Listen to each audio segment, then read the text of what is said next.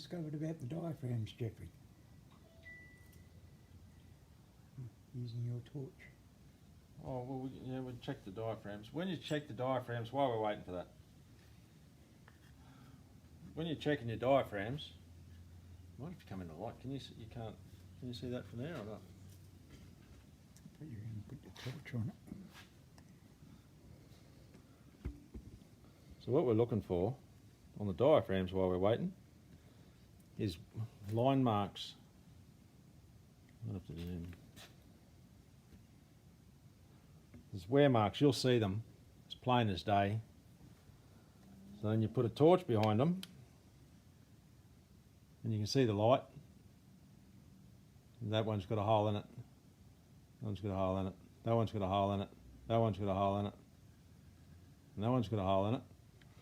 So, and you also, apart from those wear lines that you will see, if you roll this up, roll the lip up, overzealous operators will clamp your top lid down so tight that it will cut that O-ring off the top.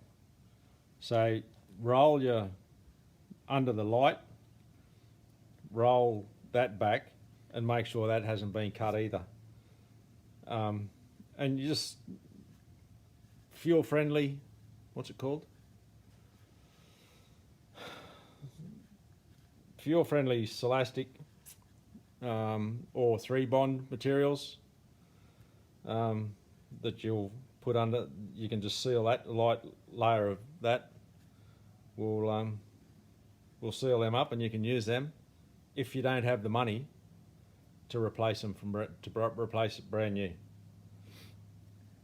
So, and when you're pulling your carbs apart, if you roll your boots down like that, it just makes it a lot easier to store them, and they sit without distorting the rubber. So we're up to diaphragms. As we saw before, you're looking for the wear marks on them, where they crease all the time. Only one of these, looking into the light, there's only one of these actually has a hole in it. But if you've got it open, you might as well cover them all. The product that's been recommended is 3-bond 1211. Solventless silicon and sag type. So you just need a little bit on a paddle.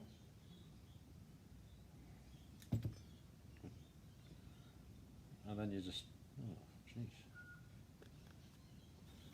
nothing small. Then you're just dabbing it on the wear bit.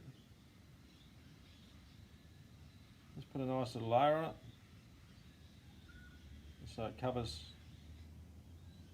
I work it around a little bit so it gets stuck in the weaving of the material.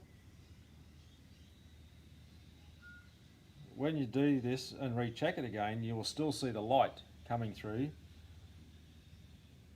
but that's because it's white.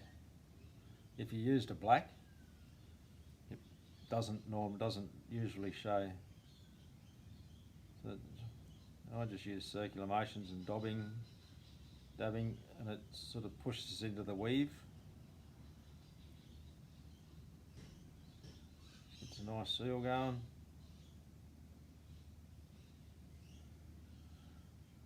And there's a couple here that aren't quite through yet, but we'll just give them a bit of help. Seeing you there, because they're gonna wear through eventually, and this will strengthen that piece of rubber as well. A little bloke here, and then just allow that to dry for a good couple of hours anyway. So you just go through and then you just carefully, because you've got to sit it down to dry, carefully just push it back so that it goes like that, and you can sit it on the bench and it's all good. The other particular thing that you need to worry about when you're doing diaphragms is these little springs. They do a lot of work holding your diaphragms against the air and holding the diaphragm steady. One thing I was told years ago was if you're driving at a low revs at 60 kilometres an hour, for argument's sake, and the bike's going root, root, root, root, root, root, root, it's the diaphragm is just doing this. The spring's not quite strong enough. So you can extend it maybe 5 or 6 mil. You won't get to go far, just enough to make it stronger. But there again, they all have to be the same length. Like, what's the point of this one being this long and the next one being that longer again? You know, they're all going to react at different speeds. So, easiest way, put on a piece of paper. That's that length. That's that length. That's that one. That's that one. So you can see that the end one is going to be tighter than these other three. So one of them is going to have more tension on it to start with, so it's going to be harder to breathe. So you can either try squashing them, so you just twist them down. As you twist them down, just turn them against the spring. If that doesn't work, which it didn't really, you just stretch these ones a little bit.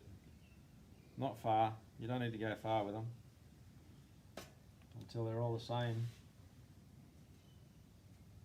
within QE of one another, which is QE is a lot closer than 5 or 6 mil. It's a bit stretch that one. So you don't have to stretch them very far. Yeah, they're all out of whack. So you just in the light. And stretching them that little bit, it's just a matter of, so that's within,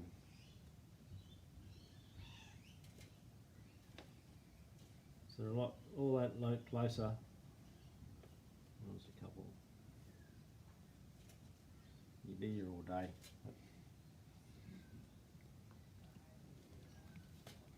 But as long as they're within a couple of mil of one another, that's not so bad. But that's another thing that has to be right. It has to be right. Your balances, your power, your air coming in, your fuel coming on at different rates. As close as possible across the whole 4 of them on everything.